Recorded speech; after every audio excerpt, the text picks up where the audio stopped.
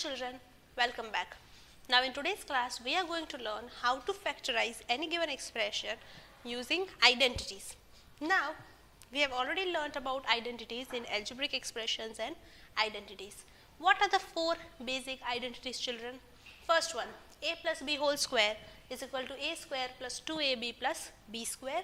Then we have a minus b whole square, which is a square minus 2ab plus b square, and then we have a plus b into a minus b, which is a square minus b square, and then we have x plus a into x plus b, which will be equal to x square plus a plus b into x plus the product of the two terms, that is a plus b.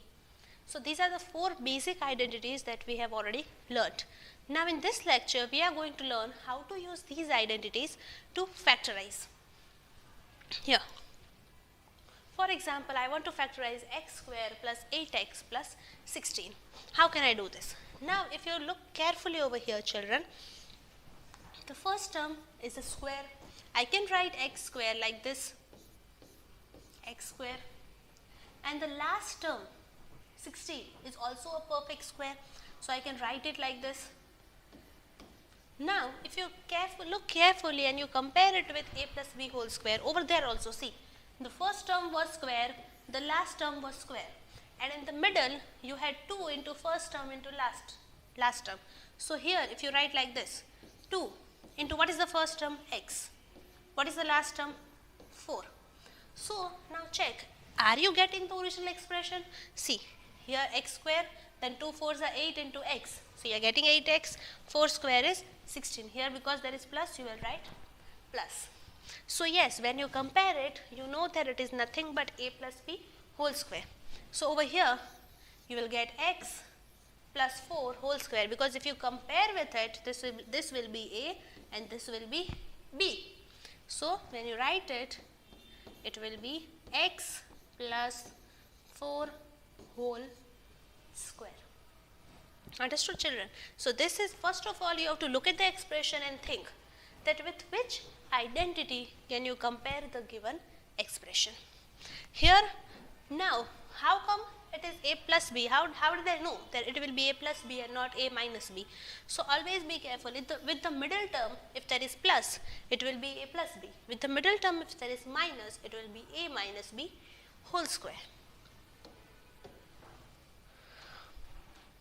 Now here, for example, I want to factorize 4y square minus 12y plus 9. So if you look carefully again, 4y square can be written as 2y square and 9 can be written as 3 square. First term is square, second term is square. Now let us find out the first one, minus as it is. So 2 into 2y into 3, and here because there is plus, you will write plus.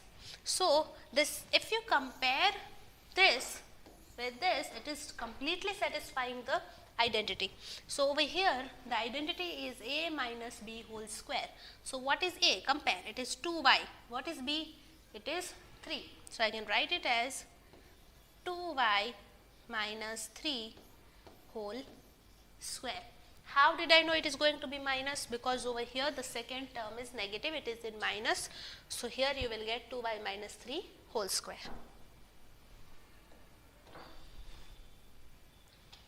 Here, a plus b into a minus b is equal to a square minus b square. Using this identity we will solve this.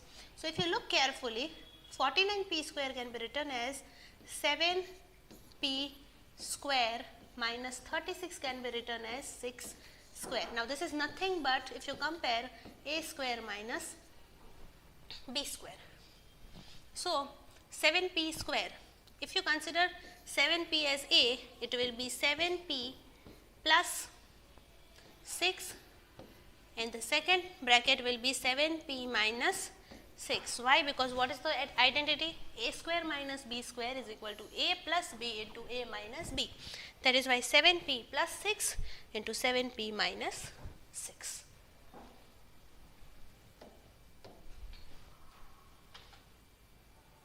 Now here you will have to split the middle term. how do we know when to split?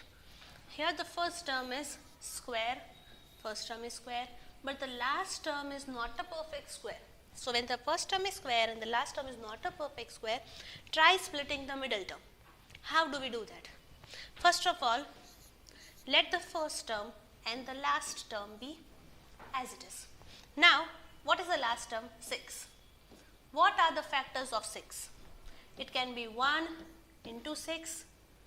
It can be 2 into 3. Now, out of these, here you want plus 5x. So, what is it that you will add to get 5x? Here 2 plus 3 you can get 5x. So, over here if I write 2x plus 3x and here plus 6 as it is. Okay, now here I have got the now if I compare this over here, see x square as it is. Now, if you take x out of here, so it will be 2 plus 3, that is a plus b, and if you multiply 2 into 3 you will get 6. So, it is completely satisfying the given identity. Now, make groups here, if the group of this 2 and this 2. So, x square plus 2x, take x common. So, what will be left inside? X plus 2 plus 3x plus 6, what can be removed as common? 3. What will be left inside? X plus 2. So, now our two factors will be x plus 3 into x plus 2. Compare it over here, x plus 3. So, compare it, x as it is, 3 will be a, x as it is, 2 will be b. So, it will be x plus a into x plus b. So, these are the 4 basic identities and this is how you will use it to find the factors of the given expression. I hope that all the identities and the factorization using these identities is clear to you. I will see you now in our next lecture with our next exercise where we will solve the expressions using these identities. Till then, bye bye.